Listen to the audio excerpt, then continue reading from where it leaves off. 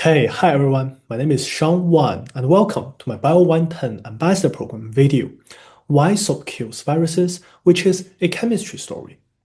So quick note before we begin. When people normally say soap kills viruses, what we really mean is that soap can inactivate many viruses, especially enveloped viruses, so that they cannot infect cells anymore. And yes, chemistry is a hero today. Let's get started with a simple question. How can something as ordinary as soap be so powerful? So big question.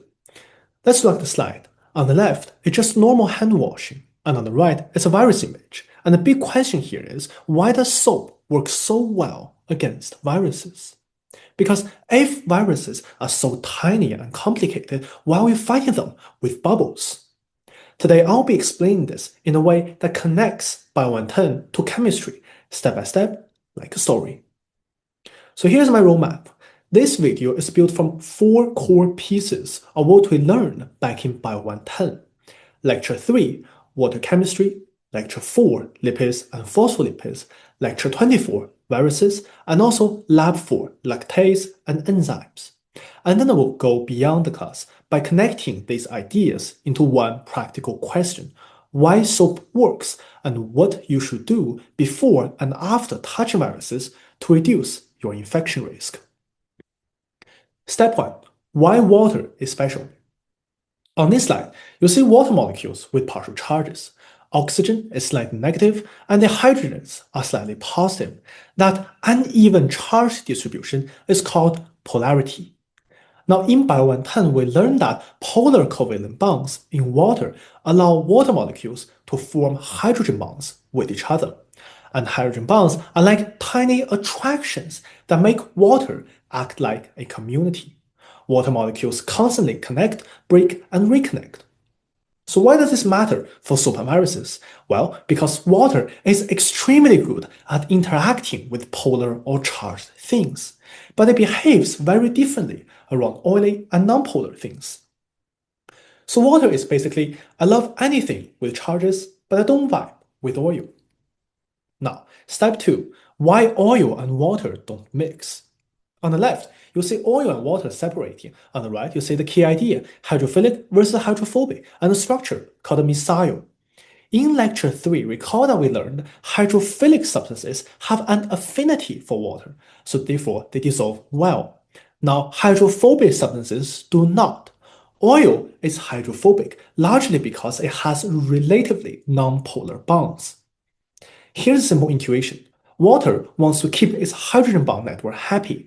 So therefore, when you drop oil into the water, water cannot hydrogen bond to the oil very well. So therefore, water kind of pushes the oil molecules together, and that's why oil droplets form.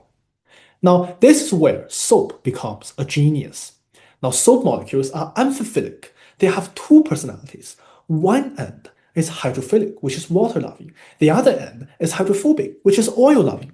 And when many soap molecules gather, they can form mesials, like little cleaning teams.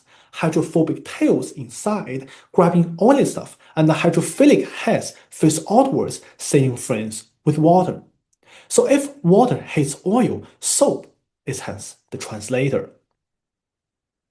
Now we come to step 3, virus structure. On this slide, you see an enveloped virus diagram. The key difference is enveloped viruses have a lipid membrane-like envelope, basically a fatty outer layer. Now, non-enveloped viruses do not have that lipid envelope. They have a protein coat but no lipid layer. In lecture 24, we learned that a virus is an infectious particle of nucleic acid enclosed in a protein coat, and sometimes also a membranous envelope. And viruses replicate only inside host cells. They are obligate intracellular parasites. So therefore, here's the punchline. If a virus has a lipid envelope, it has an oily jacket, and that jacket turns out to be a vulnerability because chemistry can attack lipids. Now, same steps, but we go a little bit deeper to lecture 24. On the left, the slide says many animal viruses have a membranous envelope, and viral glycoproteins on the envelope binds to specific receptors on a host cell. That is exactly how infection begins: attachment and re-entry. And the envelope is usually derived from the host cell's plasma membrane as viral capsid exit. So in a way, enveloped viruses borrow part of the host membrane and then decorate it with their own proteins to find the next host cell. In terms of chemistry translation, lipids is oily and hydrophobic, and water is polar and hydrophilic. Now soap is amphiphilic double agent that can mess with lipid structures. So if you remember only one thing, soap targets the envelope weaknesses. Now step 4, soap molecules. On the left, you see a typical soap-like structure, a long hydrocarbon tail that's hydrophobic, and a charged polar head that's hydrophilic. This connects directly to lecture 4. Phospholipids also have a hydrophobic tails and a hydrophilic head. And at the surface of a cell, phospholipids arrange into a bilayer with tails inward. So soap molecules look a lot like the logic of membranes, if tails want tails and heads want water. And that's why soap can interact strongly with lipid layers, because chemically it's built to do that. Now we come to step 5. Soap disrupts the envelope. On this slide, you will see the basic story. Soap plus water and the virus envelope falls apart. Here's exactly what's happening in simple but accurate terms. So first step, the hydrophobic tails of soap molecules can insert into the lipid envelope, like pushing wedges into a soft oily layer. Second step, that disrupts the organizations of the lipid membrane. Now next, at the same time, soap molecules also form micelles that can trap fragments, like packaging broken pieces into little bubbles. Then water rinses those micelles away. So again, when I say kills, I mean that the virus becomes structurally damaged or physically removed, so therefore it cannot attach and enter cells the same way. Now, here's an important nuance and also a bonus credit nuance. For non-envelope viruses, there is no lipid envelope to disrupt. However, soap can still help because it reduces sticking and helps lift particles of your skin into the rinse water. Now we come to step 6, why time, rubbing, and rinsing, all those 3 factors matter. On this slide, you see the right way to wash your hands. Multiple steps, rubbing different parts of the hands. And here's the chemistry and physics behind why we are doing so. First is time. Soap molecules need a moment to spread and interact with oils and particles. Second is rubbing. Friction helps detach materials from your skin texture because your hands are not smooth like glass. Instead, they have ridges and tiny grooves. Now third, rinsing. This is a removal step. If you don't rinse, the micelles of what they capture are still on your skin. So the real superpower is not magical. It's amphiphilic chemistry, plus mechanical mixing, and plus rinsing transport.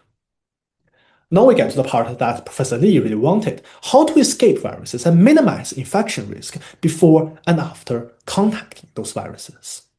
So first we look at before contact. The goal is fewer pickup events equals to lower risk. On the right, you can see a chain of infection cell diagram, basically reminding us that infection is a process, not a single moment. So let me translate the bullets into real actions, also with biology logic behind them. So first, reduce touch events. The fewer shared surfaces you touch, the fewer opportunities viruses have to transfer onto your hands. Second is barrier swap. If you must touch shared surfaces, use a tissue, your sleeve, or elbow when appropriate, because the goal is to keep your hands cleaner, since hands are the main delivery system to your face. Now third is to avoid the portals. Your eyes, nose, and mouth are like entry doors. If your hands are contaminated, touching these areas increases the chance of delivering viruses to cells that can be infected.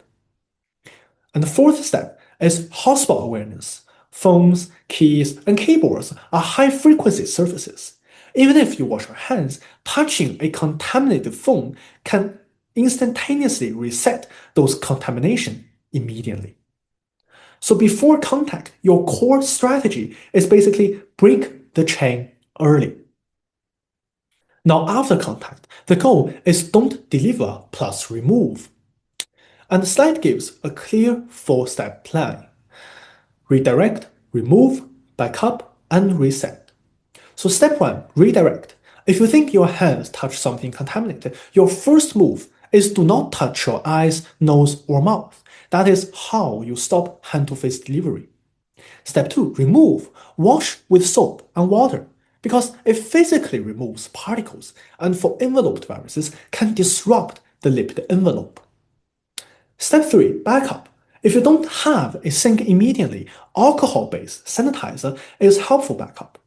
Chemistry-wise, alcohol can disrupt lipid membranes and also disturb proteins. But when you can, soap and water is excellent because rinsing physically carries materials away. Step 4, reset. After you clean your hands, avoid instantly recontaminating them, especially by grabbing your phone. If you wash and then touch a contaminated device, you basically restart the chain. So hence, the after contact core idea is stop delivery, remove contamination, and prevent re-pickup. Okay, now bonus time. Why membrane chemistry changes behavior?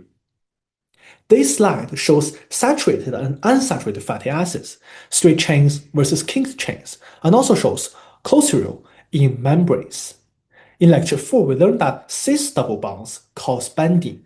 Those kinks prevent tight packing. So therefore, unsaturated tails make membranes more fluid. Saturated tails pack tighter.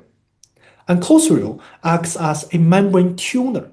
It can stabilize membranes so that they are not too rigid or too floppy, depending on conditions. So why does this matter here? Because viral envelopes are basically lipid membranes. If the lipid molecules pack differently, then the envelope's physical properties change, like fluidity, and also stability. That's beyond what we usually say in a simple wash your hands message. But the key takeaway is whether a membrane is tight or fluid, soap is designed to interfere with lipid organization because soap molecules are amphiphilic. That is exactly why membrane chemistry is not just textbook knowledge. Instead, it connects to real-world hygiene. So next we come to Bio 110 connection plus real-life relevance. On this slide, you see photos from my lab environment. This is where I connect lab 4 lactase and enzymes to today's story. In the lab, we learn enzymes and protein structure matters for function. In fact, Bio 110 emphasizes that biological molecules have unique properties because of the orderly arrangement of atoms. Now, lactase is basically a molecular machine. It recognizes a substrate and helps a chemical reaction happen faster. Viruses also rely on proteins, like envelope glycoproteins, to bind to receptors and therefore enter the cells. So if biology feels complicated, this is a mindset shift for you.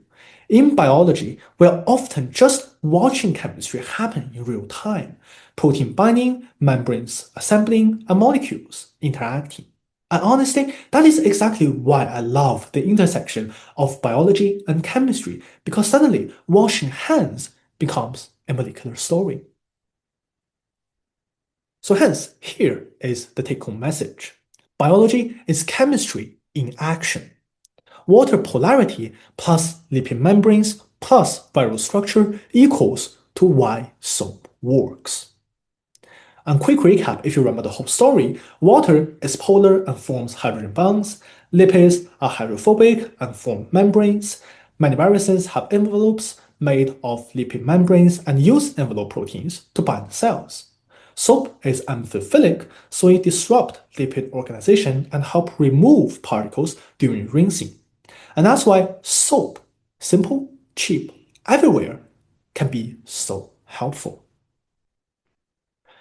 So here's a quick thank you note. I want to thank my parents, thank Professor Lee, thank my 2 lab instructors, and also DKU for supporting my learning journey. And also thank you to everyone watching. I hope this make biology feel a little bit more alive. If you are watched here, please don't forget to click like, and thank you. This is why soap kill viruses, a chemistry story. I'm Sean Wan, and I'll see you next time.